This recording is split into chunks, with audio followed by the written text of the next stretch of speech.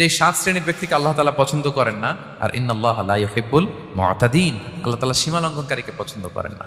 আমাদের প্রত্যেকের উচিত আমাদের লিমিট জানা, আমরা যেন আমাদের কখনো লিমিটকে ক্রস না করি প্রিয় ভাইরা, এটা প্রতিটি ক্ষেত্রে। 2 নম্বরে যে শ্রেণীকে আল্লাহ তাআলা পছন্দ করেন না তারা হচ্ছে জালিম বা অত্যাচারী। 3 নম্বরে আল্লাহ তাআলা অহংকারী দাম্ভিক লোককে পছন্দ করেন না। 4 নম্বর হচ্ছে অপচয়কারী বা অপব্যয়কারী।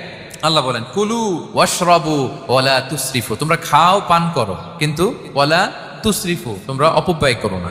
ইন্নাহু লা ইউহিব্বুল মুসরিফিন, আল্লাহ তাআলা অপব্যয়কারীকে পছন্দ করেন না।